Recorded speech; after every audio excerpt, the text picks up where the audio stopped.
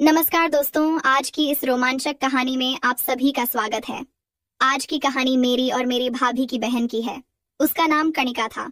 इस दिल को छू लेने वाली हिंदी कहानी में मैं आपको बताने जा रहा हूँ कि कैसे हम एक ही घर में रहकर शादी से पहले ही पति पत्नी जैसा जीवन जीते थे, और भाभी ने भी हमारे साथ क्या किया। कणिका के साथ ही मैं भाभी की भी एक रात। मेरी भाभी की बहन भाई भाभी के साथ हमारे घर में रहकर पढ़ाई कर रही थी। मैं भी वहीं रहकर नौकरी कर रहा था। हालात ऐसे बने कि मुझे भाभी की बहन से प्यार हो गया। मेरा नाम अमित है। मैं 23 साल का हूँ और खुद का व्यवसाय करता हूँ। मेरे परिवार में 3 भाई, 1 बहन और माता पिता हैं। मेरे अलावा सबकी शादी हो चुकी है। मैं सबसे छोटा हूँ। मेरे माता पिता मेरे बड़े भाई के साथ मुंबई में रहते हैं। मैं यहाँ नासिक में अपने मझले भाई के साथ रहता हूँ। मैं और मेरा मझला भाई अनिल, हमने शहर में हाल ही में एक 2 BHK घर बनाया है। सुमित की शादी को 1 साल हो गया है। उसकी शादी गांव में हुई थी। फिर भी भाभी पढ़ी लिखी है। वह बहुत सुंदर शर्मीली है। उसका स्वभाव बहुत अच्छा है। भाभी का नाम अंजलि है। हम इस घर में 6 महीने पहले आए हैं। यहाँ मैं भाई भाभी और उनकी बहन कणिका रहते हैं। कणिका भी अपनी बहन की तरह ही सुंदर है। वह यहाँ से ग्रेजुएशन कर रही है। अभी वह पहले साल में है। कणिका के रहने शुरू होने से भाई भाभी अपनी खोली में सोते हैं और कणिका मेरे कमरे में सोती है। भाई ना हो तो वह अपनी बहन के साथ सोती है।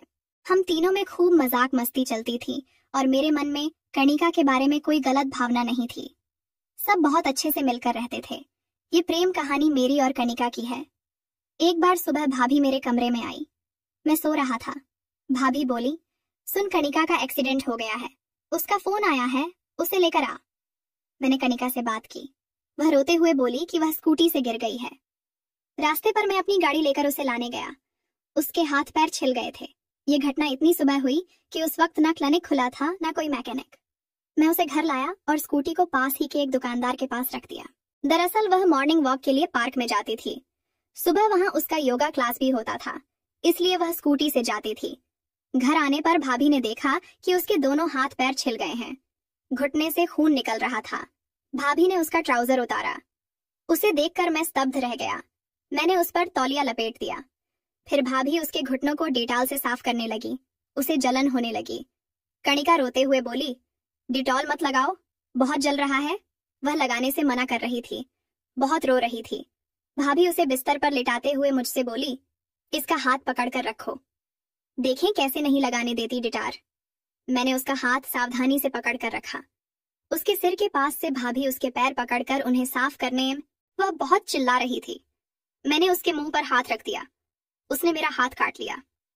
मैं हंसते हुए बोला, शांति से डिटॉल लगवा लो, चिढ़ मत कर वरना अब मुंह में कुछ दे दूंगा। फिर मैंने विषय बदलकर कहा, कपड़ा दूंगा। फिर भाभी ने उसके हाथ साफ किया और क्रीम लगाई। उन्होंने उसे एक पेन किलर दी और थोड़ी देर बाद उसका दर्द कम हुआ और वह सो गई। फिर भाभी NGO की मीटिंग के लिए चली गई। जाते जाते बोली, कणिका को डॉक्टर के पास ले जाओ और उसे खाना दे दो। लगभग 11:30 बजे वह उठी। मैंने उसे खाना दिया। उसकी उंगलियों के पीछे भी छिल गया था, इसलिए मैंने उसे अपने हाथ से खाना खिलाया। फिर मैंने उसे स्कर्ट पहनाई और गाड़ी में बिठाया। क्लिनिक के लिए निकला। हमारा घर आउट एरिया में है, इसलिए आसपास कहीं क्लिनिक नहीं था। थोड़ी देर बाद जब हम ट्रैफिक जाम में फंस गए, गाड़ी में बैठे बैठे उसकी हालत खराब हो रही थी, तो इनास बजने को आए थे। कणिका रोते हुए बोली, चलो घर चलो। मैंने पूछा, क्या हुआ? कणिका बोली, कुछ नहीं, बस घर चलो। मैंने कहा, अब ट्रैफिक है तो मैं क्या कर सकता हूँ, थोड़ा आगे एक क्लिनिक है, वहां दिखा लें। कणिका बोली, नहीं चलो घर ही। मैंने पूछा, अरे लेकिन हुआ क्या, बताना। कणिका शर्माते हुए बोली, मेरे पीरियड्स आने वाले हैं और मैंने पैड भी नहीं लिया है। मैं हंसने लगा। कणिका मुझे मारते हुए बोली, हंसता क्यों है? मैंने कहा, रुक, अगर मैं पैड लाऊं तो चलेगा। कणिका बोली, ठीक है। फिर मैंने गाड़ी साइड में लगाकर पैड लिया और उसे देते हुए कहा, पीछे की सीट पर जाकर लगा ले। मैं बाहर खड़ा रहा और वह पीछे गई, लेकिन उसके हाथ पैरों को चोट लगने से वह लगा नहीं पाई। थोड़ी देर बाद मैंने पूछा, हो गया? कणिका रोते हुए बोली, नहीं हो पा रहा है। फिर मैंने पूछा, तो मैं कर दूं? कणिका बोली, बकवास मत कर। मैंने कहा, अरे देना, मैं कर देता हूं, क्या होगा, मुसीबत में घर वाले ही मदद करते हैं। कणिका बोली, ठीक है, लेकिन आंखें बंद रख। मैंने कहा ठीक है, और मैं भी गाड़ी की पिछली वाली सीट पर गया और वह बहुत शर्मा रही थी। मैंने अपनी आंखें बंद की और उसका काम कर दिया। सब होने पर मैंने कहा, देख हो गया ना कणिका शर्माते। हुए कुछ नहीं बोली। मैंने मजाक में पूछा, जंगल में सचमुच जंगली जानवर होते हैं या सिर्फ रेगिस्तान जैसा जंगल है? कणिका बोली, किस जंगल की बात कर रहा है?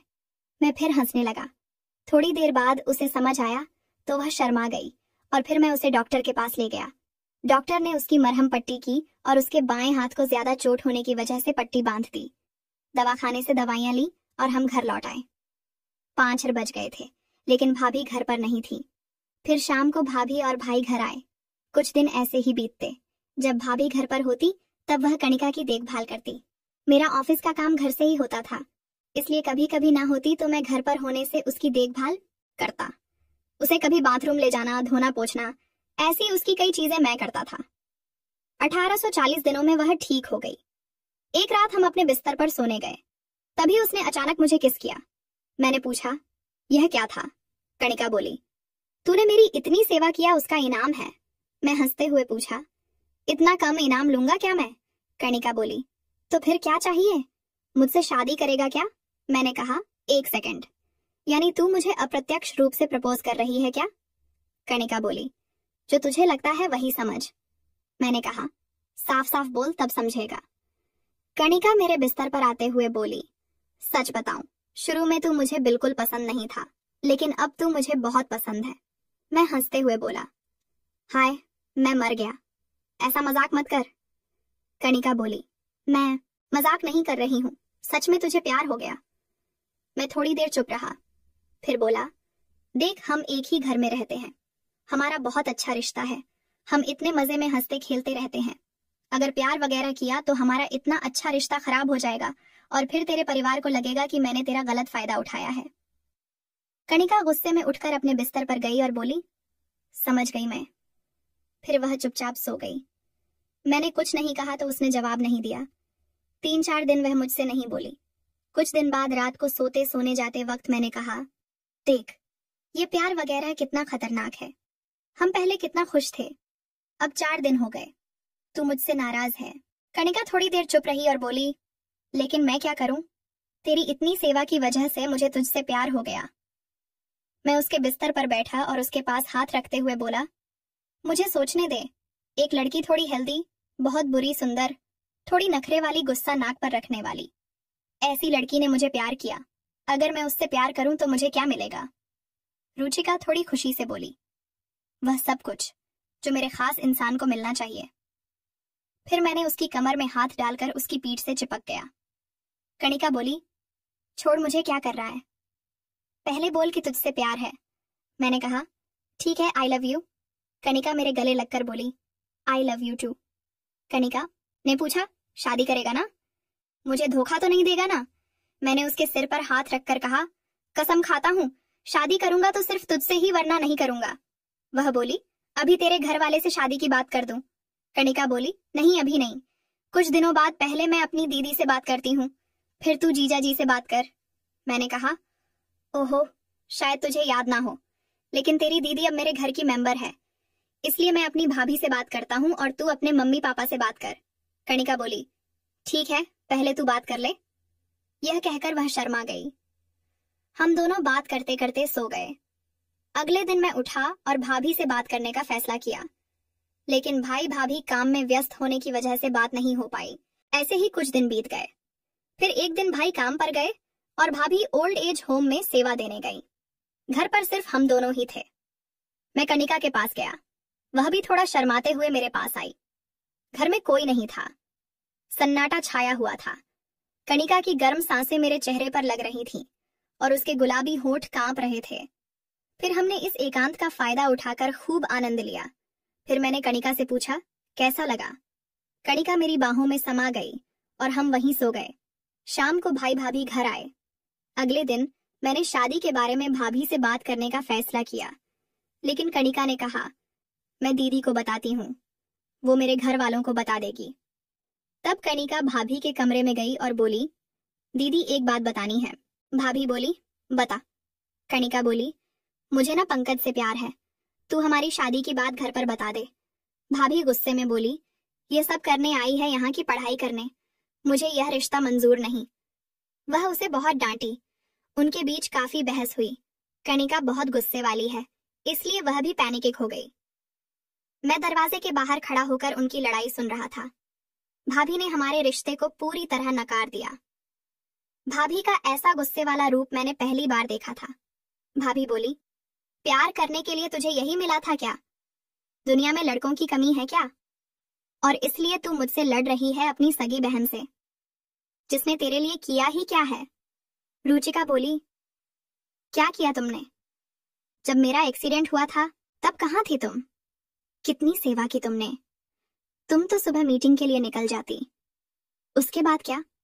उसके बाद कौन देखभाल कर रहा था? थोड़ी देर तक ऐसे ही झगड़ा चलता रहा। फिर रुचिता रोते रोते बाहर आई। मुझे उस वक्त भाभी से बात करना ठीक नहीं लगा। पूरा दिन किसी ने किसी से बात नहीं की। अगले दिन मैंने अपने भाई से बात करने का फैसला किया, लेकिन उसे 2 दिन बाद 15 दिनों के लिए अंडमान निकोबार जाना था, इसलिए उसे टेंशन देना ठीक नहीं लगा। वह काम पर चला गया। दोपहर को मैं भाभी से बात करने गया, लेकिन उन्होंने साफ मना कर दिया। अगले दिन जब भाई जाने लगे थे तब भाभी बोली, तुम कणिका को घर पहुंचा दो, बहुत पढ़ाई हो गई उसकी, अब नहीं पढ़ना। भाभी बोली, क्यों, क्या हुआ? अभी तो पहले साल में ही है। भाभी बोली, अब कितना पढ़ना है? भाई बोले, अरे अभी बहुत पढ़ना है। हाँ, अगर उसका मन नहीं लग रहा है तो कुछ दिन कहीं घूम कर आएगी, और अभी मैं ट्रिप पर जा रहा हूँ, लौट कर बात करेंगे। फिर भाई चले गए। उस दिन मैंने हिम्मत करके भाभी से बात की। मैंने कहा, भाभी एक बात कहनी थी। भाभी बोली, हाँ मुझे पता है, लेकिन एक बात सुन लो, मेरे परिवार की किसी भी लड़की की शादी मैं इस परिवार में नहीं होने दूंगी। मैंने कहा, आपके परिवार की, लेकिन मुझे लगा हम एक ही परिवार के हैं, और हमारे परिवार ने क्या गलती की है जो आप ऐसा बोल रहे हैं? मेरी आंखें भर आईं। भाभी बोली, मेरा जीवन तो बर्बाद हो ही गया, लेकिन अब मैं किसी और का जीवन बर्बाद नहीं होने दूंगी। मैंने कहा, अगर आपको मुझसे दिक्कत है तो मेरे परिवार को बीच में क्यों ला रही हो, और कणिका को क्यों जाने के लिए कह रही हो? आपको अगर मुझसे परेशानी है तो मुझे कहें, मैं ही चला जाऊंगा। फिर मैं अपने कमरे में आ गया। कणिका ने हमारी बात सुन ली थी। मेरी आंखों में आंसू देखकर वह गुस्से से भाभी के कमरे में गई। मैंने अपने कमरे का दरवाजा बंद कर लिया। उनके झगड़े की हल्की आवाजें मेरे कमरे तक आ रही थीं। तभी मुझे कुछ समझ नहीं आया। मैं अपना सामान पैक करने लगा। थोड़ी देर बाद कणिका रोते हुए मेरे कमरे में आई। मुझे सामान पैक करते देख उसने सारा सामान वापस अलमारी में रख दिया, मेरे कपड़े, किताबें, सब कुछ। हम ऐसा कर रहे थे, तभी भाभी ने हमें देख लिया। भाभी गुस्से में बोली, तुम दोनों को एक कमरे में सोने ही नहीं देना चाहिए था। मैं उन्हें देखकर बाहर चला गया। भाभी कणिका का सारा सामान अपने कमरे में ले गई। शाम को मैं घर आया तो कणिका के चेहरे पर थप्पड़ का निशान दिखा। मुझे बहुत गुस्सा आया। मैंने मन में गुस्सा दबाकर चुप रहना ठीक समझा। कणिका का सारा सामान मेरे कमरे में ही था। शायद सामान को लेकर दोनों में झगड़ा हुआ होगा और उसने भाभी ने उसे मारा होगा। कणिका मेरे कमरे में थी। रात को मैंने खाना नहीं खाया, कणिका भी ने नहीं खाया। भाभी कणिका का हाथ पकड़कर बोली, खाना नहीं है, भूखे मरना है क्या? जो करना है कर, लेकिन इस कमरे में नहीं सोना। मेरे कमरे में चल। कणिका ने उनका हाथ छुड़ाया, उन्हें धक्का दिया और मेरे कमरे में खुद को बंद कर लिया। भाभी बोली, पता नहीं क्या जादू कर दिया है। वे अपने कमरे में चली गई। मैं हाल में सोफे पर ही सो गया। रात को कणिका मेरे पास आई और रोने लगी। मैंने कहा, रोना बंद कर, भाभी आई तो हंगामा करेगी। उसे शांत करते हुए मैंने उसके चेहरे पर थप्पड़ के निशान पर किस किया। मैंने कहा, कैसा लग रहा है? वे कभी हमारी शादी के लिए तैयार नहीं होगी। मैं तेरे भाई से बात करूं क्या, या मम्मी पापा से? कणिका बोली, जब तक वो मना करेगी तब तक वह भी सहमत नहीं होंगे। अब एक ही रास्ता है, भागकर शादी कर लें। मैंने कहा, नहीं, मैं शादी करूंगा तो सबकी सहमति से ही करूंगा, वरना नहीं करूंगा। ये कहते हुए मेरा गला भर आया। फिर वह मेरा हाथ पकड़कर मेरे कमरे में ले गई। कणिका मुझे गले लगाते हुए बोली, तो तू मुझे प्रेग्नेंट कर दे, तब सब मान जाएंगे। मैंने कहा, ऐसी पागलपन की बातें मत कर। कणिका रोते हुए बोली, तो तू ही बता, मैं क्या करूं? मैं तेरे बिना नहीं रह सकती, मैं तेरे बिना मर जाऊंगी। वह मुझे किस कर रहा था और मैं रो रही थी। मैंने उसे गले लगाकर बिस्तर पर लेटाया। वह रो रही थी। मैं उसे शांत कर रहा था। फिर हमने एक दूसरे का सहारा देते हुए दोबारा आनंद लिया। कुछ दिनों बाद पता चला कि कणिका प्रेग्नेंट है। भाभी बहुत गुस्सा हुई। भाई फिर भी खुश थे। मन ना होने पर भी भाभी को हमारी शादी करानी पड़ी और हमने अलग से घर लेकर अपनी जिंदगी शांति से जीना शुरू कर दिया। तो दोस्तों, ये थी हमारी आज की कहानी। अगर आपको पसंद आए तो लाइक कर दें और हमारे चैनल को भी सब्सक्राइब कर लें। मिलते हैं अगले वीडियो में। तब तक के लिए धन्यवाद।